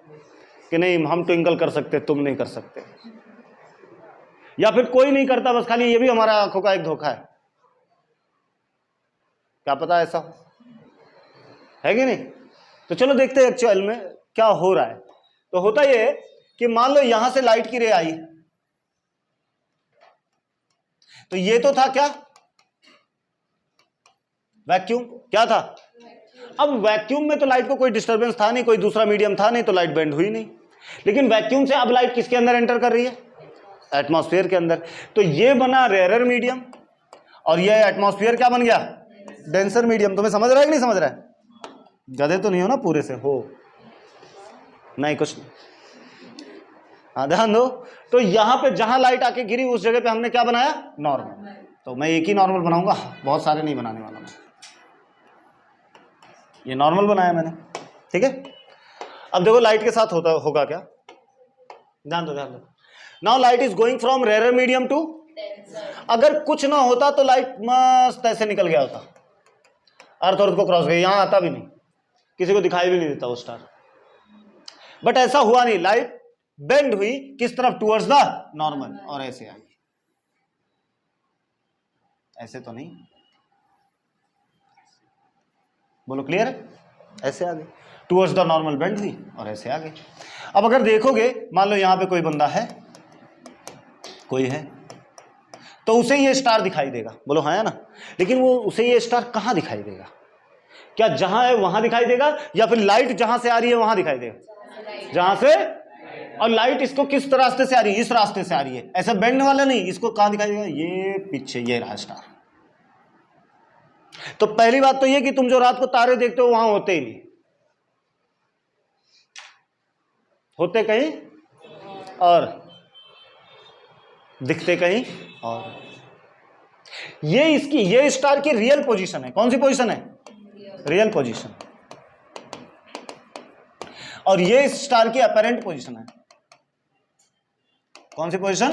Apparent position. अपरेंट पोजीशन मतलब जो तुम्हें अपीयर हो रही है, बट वो है नहीं, वो उसकी रियल पोजीशन ही नहीं है। अब आप खुद से सोचो, मान लो यहां पे कोई स्टार होगा, उससे लाइट की रे निकली, यहां पहुंची, यहां नॉर्मल ड्रॉ किया हमने, light is going from rare medium to denser, तो वो बेंड होके पहुंची ऐसे। यहां पे किसी ने उसको देखा, तो वो एक्चुअली यहां देखा, तो उसे स्टार यहां दिखा। मतलब होता थोड़ा नीचे स्टार, दिखता कहां है? थोड़ा ऊपर। एक्चुअल में उसकी वो पोजीशन होती ही नहीं है। क्लियर? तो उसकी रियल पोजीशन कुछ और थी, अपरेंट पोजीशन कुछ और हुई। तो पहले तो ये एक बात क्लियर हुई रियल पोजीशन अपरेंट पोजीशन के बारे में। तो क्वेश्चन तो ये तुमसे पूछ सकते हैं कि भाई रियल पोजीशन की वजह अपरेंट पोजीशन, और रियल पोजीशन और अपरेंट पोजीशन अलग क्यों होती है? तो आप बोल सकते हो due to refraction of light. किसकी वजह से? Refraction of light. अगर मान लो कल को क्वेश्चन पूछा गया तुमसे कि भाई दोनों सेम पोजीशन क्यों नहीं दिखाई देते, हमें अलग अलग क्यों दिखाई देते हैं? तो अलग अलग इसलिए दिखाई देते हैं क्योंकि लाइट जब आती है तो उसका रिफ्रैक्शन हो जाता है। क्या हो जाता है? और लाइट बेंड हो जाती है, और जब लाइट बेंड हो जाती है तो हमें दिखती कहीं और है। फिर हमारे आंखों तक लाइट जिस तरफ से आएगी, हमको वो चीजें वहीं। जैसे जब मैं लेंसेज पढ़ाऊंगा ना, तो लेंसेज में आपको एक चीज दिखेगा, ध्यान दो। लेंस में कि मान लो लाइट रे ऐसे आई, ऐसे आई, तो यहां से लाइट आने के बाद ऐसे डाइवर्ज हो जाती है। ठीक है, ठीक है, ऐसे डाइवर्ज हो जाती है। डाइवर्जिंग लेंस बोलते हैं कॉनकेव लेंस से। तो जो यहां से देखेगा, यहां से जो बंदा देखेगा, मान लो यहां से जो इसको देखेगा, तो उसको ये नहीं दिखेगा लाइट पीछे से कहीं से आ रही है। उसे क्या दिखेगा? ये लाइट यहां गई, यहां मिली, तो उसे लगेगा यहां कोई एक मोमबत्ती जल रही है, वो उधर उसकी लाइट आ रही है उसके पास। जबकि एक्चुअल में ऐसा हो रहा है क्या? लाइट कहां से आ रही है? पीछे कहीं से, बट उसे दिख रहा है पॉइंट इमेज जैसा। कैसा? पॉइंट जैसा। तो रीजन यही है कि लाइट आपको जिस रास्ते से आपके पास तक आएगी, आपको उसी रास्ते पे चीजें दिखाई देंगी। Clear? Twinkling of star, twinkling तो कभी क्लियर नहीं हुआ। ये पता चला कि हाँ अपेरेंट पोजीशन और उसके रियल पोजीशन कुछ अलग अलग होते हैं ना। एक अपेरेंट पोजीशन होती है, एक रियल पोजीशन होती है। जैसे ये इसकी अपेरेंट पोजीशन हो गई और ये इसकी कौन सी? रियल पोजीशन हो गई। दोनों सेम होते हैं क्या? नहीं। अच्छा, दोनों सेम कब होते? अगर एटमॉस्फेयर ना होता तो हम ना होते, तो हम क्या ही देखते, है कि नहीं? एटमॉस्फेयर नहीं होता तो रिफ्रैक्शन नहीं होता, फिर लाइट डायरेक्ट सीधा आता, जहां आता वहां दिखाई देता सबको, फिर कोई बेंडिंग ही नहीं हुई रहती। बट यहां बेंडिंग हुई है, तो इसलिए उसकी पोजीशन भी अलग है। कुछ डाउट नहीं ना? सिंपल। क्लियर है। अब मेन बात है ट्विंकलिंग। अच्छा ये भी ध्यान में रखो, ऐसा नहीं है, मैंने तो यहाँ पे एक सीधा सिंपल सा एक डायग्राम बनाया, तुम्हें क्या लग रहा है सिर्फ यही बेंडिंग होगा? इस वाले लेयर पे भी तो जाके थोड़ी सी बेंड होगी लाइट, फिर इस वाले पे भी बेंड होगी, फिर इस वाले पे भी बेंड होगी, तो हो सकता है यहाँ भी, यहाँ दिखाई दे, तो स्टार कुछ यहाँ दिखेगा। फिर समझ में आ रहा है कि नहीं आ रहा है? क्योंकि बेंडिंग सिर्फ एक बार थोड़ी होने वाली है, थ्रू आउट द एटमॉस्फेयर आते आते वो बेंड होता हुआ आएगा, आया ना? फिर तो बेंड होता रहेगा और ऐसा कुछ आपको दिखता रहेगा। अब दूसरा है ट्विंकल ट्विंकल क्यों? फिर से कहानी वही है, क्या एयर अपनी जगह स्थिर है, रुका हुआ है? एयर हिल रहा है। तो कभी इसी स्टार की इमेज तुम्हें यहां बनते हुए दिखाई देती है, कभी थोड़ा सा, फिर तो कभी थोड़ा सा नीचे, क्योंकि रिफ्रैक्शन, ये लाइट रेज थोड़ी हिल रहे हैं इधर उधर इमेज, तो इमेज की पोजीशन बदल रही है। तो ऐसा लगता है कि जैसे स्टार यहाँ है, फिर उसकी इमेज यहाँ बनी, फिर यहाँ बनी, फिर यहाँ बनी, फिर यहाँ बनी, फिर यहाँ, और ऐसे ऐसे चल रहा है। तो तुम्हें क्या लगता है लाइट क्या कर रहा है? ट्विंकल करता करता कुछ नहीं। बचपन में पोएम लिखने वाले ने बस लिख दिया था। क्लियर है? तो ये कहानी थी किसकी? ट्विंकलिंग ऑफ स्टार की। कुछ डाउट है? नहीं ना? नहीं? ध्यान दो। अब आता है डिस्पर्जन ऑफ लाइट। एक और चीज है कि early sunrise and let sunset, early sunrise और लेट सनसेट, मतलब सुबह जल्दी हो जाता है और रात देर से होती है। फैक्ट, सही बात है, समझो जरा इस चीज को, थोड़ा सा ऐसे समझ लो, ऐसे अगर कभी पूछा गया तो आपको पता होना चाहिए। मान लो ये अर्थ है, ध्यान दो, और ये अर्थ का क्या है? एटमॉस्फेयर। अब मान लो ये, मैं एकदम बीच वाली लाइन ले लेता हूं, ठीक है, ऐसे बीच वाली लाइन ऐसे ले लेता हूं। मान लेते हैं सन यहां है, ठीक है, सन यहां सुबह, मतलब अभी देखा जाए तो यहां वाले बंदे के लिए भाई रात होनी चाहिए, है कि नहीं? अंधेरा रहना चाहिए, यस और नो? अंधेरा रह, अब सीधी सी बात है ना, अंधेरा रहना चाहिए, क्योंकि अभी तो सन धीरे धीरे राइज होगा, तब उसे सुबह होगी, है कि नहीं? सुबह होगी तब पता चलेगा दिन हो गया, फिर उठ के तैयार व्यार होकर स्कूल जाएगा। तुम्हारी तरह रहेगा तो बैठ के रोएगा, है ना? पेट दर्द हो रहा है, नहीं जा सकता। बहाने मारते हो कि नहीं घर पे? अरे बहानेबाज, तुमसे बड़ा कोई है ही नहीं। चलो ध्यान दो, तो ये मान लो सन है, सन से क्या निकली होंगी? लाइट की रेस। तो मान लो लाइट की रेस सीधी ऐसी भी निकली होंगी, कुछ ऐसी भी निकली होंगी, कुछ तो ऐसी भी गई होंगी ना, जो ऐसी गई होंगी एटमॉस्फेयर से बेंड होके ऐसी पहुंची होंगी, बोलो हाँ या ना? जब ऐसी पहुंची होंगी तो जो यहां बंदा होगा, ध्यान समझा ना, बेंड होके क्यों गई?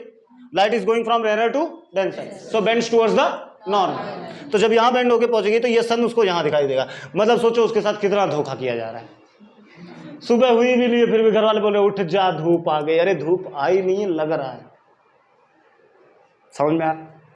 तो सुबह उतने जल्दी होता ही नहीं है, बट फिर भी तुम्हें लगता है सन दिख गया, तो भाई, तो इसे बोलते हैं अर्ली सनराइज। क्या बोलते हैं? हाँ, मतलब सनराइज हुआ भी नहीं फिर भी दिख गया। अब यही सेम चीज जब सन ऐसे ऐसे ऐसे ऐसे करते करते करते करते करते करते यहां मान लो फिर से नीचे पहुंच गया हो, तुम्हारे लिए सनसेट हो चुका है, बोलो हाँ है ना? रियल में देखा जाए सनसेट हो गया, बट यहां से लाइट की रेस निकली होगी, कुछ लाइट की रेस यहां जाती है जो यहां से यहां पहुंची, फिर से तुम्हें सन यहां दिखाई दिया। मतलब घर वाले अभी बोले अरे अभी भी थोड़ा और काम कर ले, अभी तक शाम हुई नहीं है, अभी दिन ही है, धूप है अभी। एक्चुअल में वो जा चुका है नीचे, बट एक्चुअल में सच में क्या नीचे गया है? सच में तो नीचे जा चुका है, बट अपीयर क्या हो रहा है? थोड़ा ऊपर, कि अभी शाम हुई नहीं। तो उसे बोले अर्ली सनराइज हो गया और लेट सनसेट हो रहा है। मतलब देखा जाए तो दिन बड़ा कर दिया इन लोगों ने, रात छोटी कर दी। क्लियर? कुछ डाउट? समझा ना? Dispersion of light. Dispersion of light से पहले ये समझो कि व्हाट इज व्हाइट लाइट। क्या? White light. ये मत बोलना कि व्हाइट लाइट वो जो सफेद दिखता हो। हाँ मतलब सफेद सफेद दिख रहा है, व्हाइट व्हाइट दिख रहा है तो व्हाइट लाइट नहीं। एक्चुअल में व्हाइट लाइट को क्या बोला जाता है? जैसे सनलाइट है ना, जैसे सनलाइट। तो सनलाइट कुछ और नहीं है बल्कि क्या है? White light. उसे व्हाइट लाइट बोलते हैं। सनलाइट को ही हम क्या बोलते हैं? White light. तो व्हाइट लाइट, अरे बता रहा हूं क्यों, थाम जरा। तो क्या हुआ?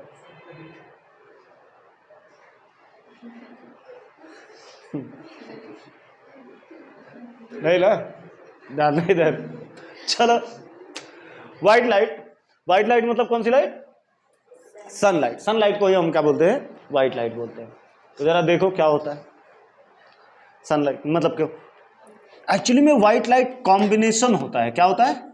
Combination of 7 colours of light. ऐसा नहीं है कि सनलाइट के अलावा और कोई व्हाइट लाइट नहीं हो सकता। व्हाइट लाइट बाकी चीजें भी हो सकती है, बस खाली उसके अंदर क्या होना चाहिए? Combination of 7 colours of light. 7 colours of light है क्या वैसे? एक्चुअली विबग्योर है ना। 7 कलर्स अगर हम बात करें तो वो क्या है? विबग्योर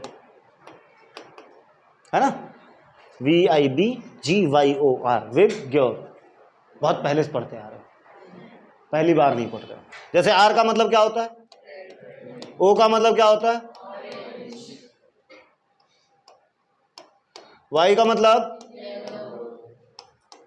G का मतलब? वो तो तुम हो। कौन था ये गधा बोलने वाला? किसी ने बोला जी का मतलब, मैंने पूछा, मतलब गधा, मतलब अपना नाम लिया उसने। हरा बोला। देखो मतलब मैं तुमको क्या सोचता हूँ। अच्छा मतलब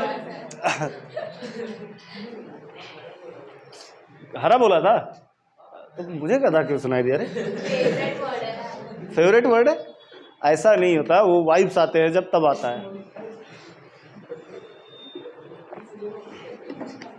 है ना। फेवरेट वर्ड का मतलब क्या था? फिर बी से नीला, आई से इंडिगो, वी से है ना। ये सातों कलर को अगर मिला दिया जाए तो जो कलर बनता है वो व्हाइट बनता है। ये गलती से भी घर पे जाके मत करना। हाँ नहीं, तुम बोलो चलो आज टेस्ट ही कर लेते हैं।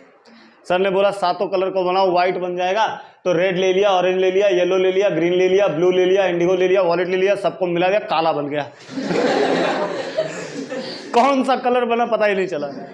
तो समझो ये उस तरीके के मिक्सिंग की बात नहीं हो रही है। यहां 7 कलर्स को मिक्स करने की बात नहीं चल रही है। यहां 7 कलर्स ऑफ लाइट के 7 कलर्स। लाइट के 7 कलर्स जो होते हैं उनके अंदर इंटेंसिटी होती है, फ्रीक्वेंसी होती है, वेवलेंथ होता है, there are so many things. वो सिर्फ कलर नहीं है कि मस्त एक व्हाइट और ब्लैक मिला ग्रे बना के निकाल दिया साइड में, है कि नहीं? वैसा नहीं। तो अगर तुम मान लो मिक्स करके बनाने वाले हो, इन सारे कलर्स को ले लिया तुमने और तुम सोच रहे हो इनको मिक्स करके हम क्या बना लेंगे? White colour. तो ऐसा होने वाला नहीं है, आपको नहीं दिखेगा। एक्चुअल में व्हाइट कलर कब दिखेगा? मतलब समझो, इसके लिए न्यूटन ने एक एक्सपेरिमेंट किया था। देखो न्यूटन कुछ नहीं छोड़े हैं, है ना, कुछ नहीं। वो तो अच्छा था कि उस टाइम पे बायोलॉजी में ज़्यादा उनका इंटरेस्ट नहीं रहा होगा, नहीं तो क्या ही मालूम क्या होता। मतलब फिर पता चलता हाँ बायो मैथ्स घुसा के क्या ही करेगा कोई। तुझे इंटरेस्ट है? चलो ध्यान दो। न्यूटन ने एक एक्सपेरिमेंट किया था। उन्होंने एक कार्डबोर्ड लिया। ये एक्सपेरिमेंट तुम घर पे जाकर कर सकते हो। देखो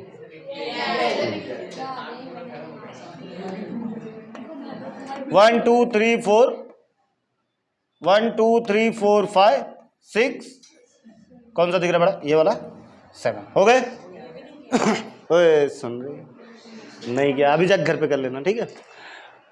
करना क्या है कि ये सातों कलर ढंग से लगाओ इसके ऊपर, अलग अलग लगाओ। हाँ, मिक्स करके नहीं लगाने का है। मतलब इसे वॉयलेट कलर कर दो, इसे इंडिगो कर दो, इसे ब्लू कर दो, इसे ग्रीन, येलो, ऑरेंज, रेड कर दिया। उसके बाद ड्रिल मशीन होती है, ड्रिल मशीन, मस्त ड्रिल मशीन में इसको अटकाओ, ड्रिल मशीन चालू कर दो, तो ये घूमेगा फुल स्पीड में। अरे घूमेगा कि नहीं घूमेगा? ऐसा। तो जब घूमेगा तो सारे कलर्स तुमको मिक्स होके दिखाई देंगे। उस टाइम पे जो कलर अपीयर होगा तुमको, वो कैसा अपीयर होगा? व्हाइट। अच्छा ये भी समझ लेना कि ये कौन सा व्हाइट होगा। ये व्हाइट वाला वो व्हाइट नहीं होगा जो व्हाइट कलर के तुम कपड़े वपड़े पहनते हो, वैसा व्हाइट नहीं। मतलब शाइन करता हुआ व्हाइट होता है ना, जो जैसे मिरर का कलर होता है। अरे मिरर देखे हो कि नहीं देखोगे तो घर पे 1.5 घंटे 2 घंटे उसी के सामने खड़े रहते हो, खास करके गर्ल्स तुम लोग। इससे ज्यादा झूठ नहीं बोलना चाहिए, ठीक है? अच्छा ठीक है, मैं 2 घंटे ज्यादा बोल दिया, 1.5 घंटे तो ठीक है, 1 घंटा नहीं, मतलब देखो मैंने 2 घंटे बोला कम से कम, इसलिए यहाँ तो आधा घंटा कम होता है। वो देखो इन बॉयज से पूछो, आधे घंटे में नहा धो के बना क्लास पहुंच चुके रहते।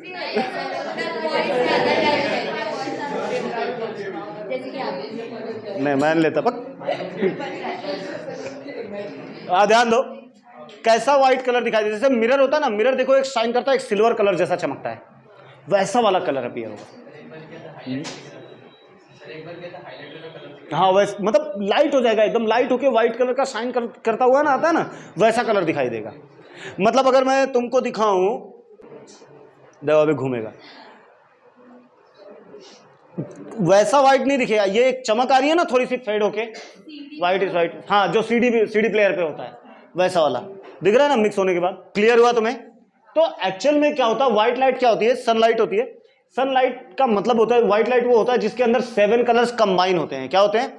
अब एक्चुअली मैं आपको ये बताऊं ना, तो देखो जैसे व्हाइट लाइट है, ध्यान सुनो, एक लाइट की एक्चुअल में तो light in the form of wave चलती है। कैसे चलती है? वेव, समझे? मतलब अगर ढंग से सोचो, ध्यान दो, इधर ध्यान दो, मान लो मेरे पास एक व्हाइट लाइट है, ध्यान दो, मान लो मेरे पास एक व्हाइट लाइट है, अगर मैं इस व्हाइट लाइट को 7 टुकड़ों में बांट दूं, हर एक उसमें से अलग कर दूं, तो इसके अंदर से टोटल कितने कलर निकलेंगे पता है? 7। ऐसे कितने? 7 कलर्स। हाँ मुझे पता, तू गिन रही है, वही कर रही है, 7 हुए कि नहीं हुए। 7 कलर्स निकलेंगे। कितने कलर? 7। सबका अपना अपना एक अलग अलग कलर होगा, विबग्योर, वही पूरे विबग्योर। जब यही चारों मिक्स होते हैं, ध्यान सुनो, अभी चारों बोल रहा हूं, सातों, जब यही सातों मिक्स हो जाते हैं तो कौन सी लाइट बनती है? व्हाइट लाइट, जो सन से आ रही है। फिर उसी व्हाइट लाइट को अगर मैं उसके सातों कलर अलग कर दूं, तो जो टॉपिक बनता है उसे बोलते हैं डिस्पर्जन ऑफ लाइट। क्या बनता है? Dispersion of light. टॉपिक का मतलब समझा कि what is dispersion of light? Dispersion of light का मतलब ये होता है कि जो लाइट है, जो व्हाइट लाइट है, उसके अंदर जो 7 कलर्स हैं, सबको क्या कर दो? अलग अलग कर दो, स्प्लिट कर दो। मतलब देखा जाए तो एक्चुअल में व्हाइट लाइट 7 कलर्स का कॉम्बिनेशन होता है। इसका प्रूफ क्या होता है? Dispersion of light. उसका प्रूफ अगर कोई दे दे तो वो डिस्पर्जन ऑफ लाइट के साथ हम देते हैं। क्लियर है? कुछ डाउट कि क्या होता है डिस्पर्जन ऑफ लाइट? नहीं ना? समझो जरा आगे। तो यहां पे वही टॉपिक हमारा था, व्हाइट लाइट, ठीक है? What is white light? Combination of 7 colours of light. Next, what is dispersion of light? तो नेक्स्ट है, तो what is dispersion of light? Splitting of white light into it's 7 colours. बोलो, but 7 colours थोड़ा वैसा वाला language हो जाता है, मतलब है ना, नॉर्मल वाला। तो इनटू इट्स कंपोनेंट कलर बोलो तो ज्यादा अच्छा रहेगा, थोड़ा साइंटिफिक वर्ड हो जाएगा। कैसा? कंपोनेंट। कंपोनेंट मतलब जितना उसके अंदर कलर्स हैं सब में अलग हो जाना। तो what is dispersion of light? The splitting of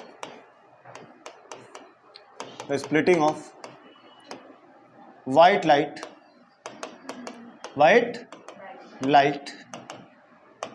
into its component colors,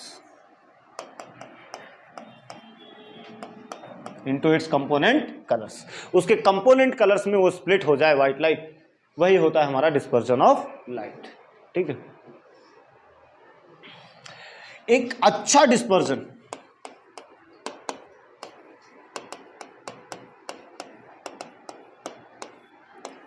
can be seen by prism. Prism से डिस्पर्जन एक अच्छा खासा डिस्पर्जन देखा जा सकता है। प्रिज्म एक ऐसी चीज होती है जिससे आप व्हाइट लाइट के 7 कलर्स को अलग करके देख सकते हैं, है ना? स्केल से भी दिखता है, धूप में रहते हैं मस्त स्केल ऐसा लगाने का सब चमक के दिखता है कि नहीं दिखता है? दिखता है। या जिनको थोड़ा जो गांव साइड में रहते होंगे या जाते होंगे, जो थोड़ा जिनकी आदत होगी थोड़ा, तो जो तैरने उड़ने के लिए जो पानी में कूदते हैं ना, तब भी अगल बगल रेनबो जैसा बनता है। अब अगर तुमने देखा हो तो। हमारा टॉपिक कौन सा है? Dispersion of light. तो what is dispersion of light? The splitting of white light into its component colour is known as dispersion of light. ठीक है, एक अच्छा dispersion can be seen by prism. Prism से हम देख सकते हैं। तो एक्चुअल में प्रिज्म दिखता कैसा है? देखो,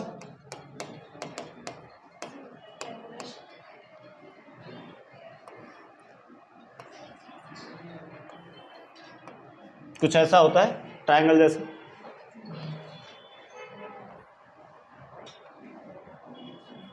है ना? अगर आपने स्कूल में देखा होगा, आपने दिखाया है किसी को स्कूल में प्रिज्म में? तो ऐसा ही कुछ प्रिज्म दिखता है।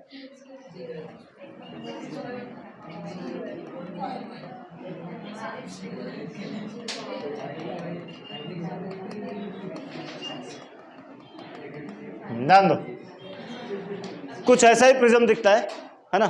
ट्रायंगुलर पिरामिड जैसा। कैसा? Triangular pyramid.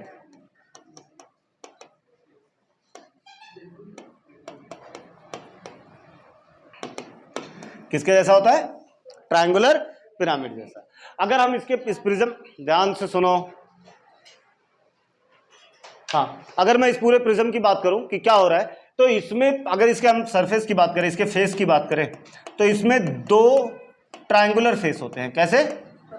Triangular face. Triangular face कितने होते हैं? दो, एक इस तरफ एक उस तरफ। और तीन होते हैं रेक्टेंगुलर फेस। कैसे? रेक्टेंगुलर फेस तीन होते हैं। एक देखो ये वाला है पार्ट है, एक उसके पीछे वाला और एक नीचे वाला। तो तीन रेक्टेंगुलर हैं और दो कैसे हैं? ट्रायंगुलर। Triangular face. ऐसे ही प्रिज्म से हमें डिस्पर्जन करना है। क्लियर है? कुछ डाउट है? अब पहले तो ये समझ लो, इस प्रिज्म पे लाइट कहां आके गिरने वाली है। लाइट एक्चुअली गिरने की, ये रेक्टेंगुलर सरफेस जो है ना, मतलब कुछ ऐसा, बुक दे, मतलब ऐसा ही हुआ ना प्रिज्म। अगर देखो तो लाइट एक्चुअली में आके गिरने वाली है इस वाले सरफेस पे और निकलने वाली है इस वाले सरफेस से। बनाते टाइम आपको सिर्फ फ्रंट व्यू ऐसा ट्रायंगल बना के दिखाया जाएगा। अभी प्रिज्म जब बनाया जाएगा तो ऐसा प्रिज्म बनाया जाएगा। तो इसका मतलब ये मत समझना ट्रायंगल पे आके लाइट गिर रही है। लाइट गिर रही है उसके कौन से वाले सरफेस पे? रेक्टेंगुलर वाले। और निकल कहां से रही है? रेक्टेंगुलर वाले से। बस इंपॉर्टेंट प्रिज्म का है ये एंगल डिस्पर्जन करवाएगा अच्छे से। बोलो क्लियर है? कुछ डाउट? तो आगे से जब ये प्रिज्म बनाया जाएगा तो ऐसा बनाया जाएगा। तो इसका मतलब ये नहीं है कि लाइट आई, समझ जाना कि ये कहां आके गिर रही है लाइट। ये इस साइड वाला जो कौन सा है? रेक्टेंगुलर सरफेस है, उस पर गिर रहा है। और यहां से लाइट निकल रही है तो वो कौन से? इस साइड वाले रेक्टेंगुलर सरफेस से लाइट क्या हो रही है? बाहर आ रही है। क्लियर है? कुछ डाउट? नहीं ना? सिंपल था। बनाया जाए प्रिज्म फिर। ठीक है, चलो ध्यान दो।